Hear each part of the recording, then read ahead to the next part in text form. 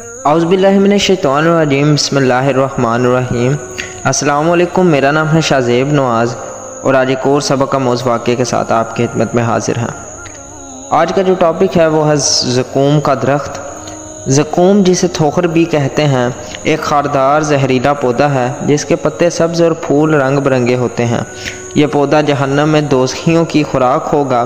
اس کا ذکر قرآن کی سورۃ دخان کی آیت نمبر 44، 45، 43 اور 46 میں بھی آیا ہے، جس میں اللہ تعالیٰ فرماتا ہے کہ بے شک زقوم تھوہر کا درخت گناہگار کا کھانا ہے۔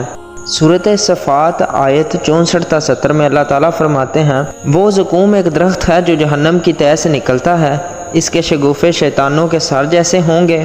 جہنم کے لوگ اسی میں سے کھائیں گے اور اسی سے اپنا پیٹ بھریں گے، پھر اس پر انہیں کھولتا ہوا پانی کے لیے دیا جائے گا اور اس کے بعد ان کا آخری ٹھکانہ دو۔ یہ وہ لوگ ہیں جنہوں نے اپنے ماں باپ دادا کو گمراہ پایا تھا اور انہی کے نقش قدم پر تیزی کے ساتھ چل پڑے تھے۔ اسی طرح قرآن حکیم کے سورۃ الواقعہ کی آیت نمبر 52 سے لے کر 56 تک اللہ تعالیٰ فرماتا ہے البتہ کھانے والے ہو تھوہر زقوم کا درخت اور اسی سے پیٹ بھرنے والے ہو، پھر اس پر گرم کھولتا پانی پینے والے بھی پیاسے اونٹوں کی طرح قیامت کے دن ان کی مہمانی یہ ہے۔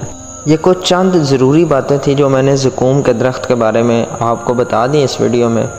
انشاءاللہ ملتے ہیں نیکسٹ ویڈیو میں۔ اگر آپ ہمارے چینل پر نئے ہیں تو چینل کو ضرور سبسکرائب کریے۔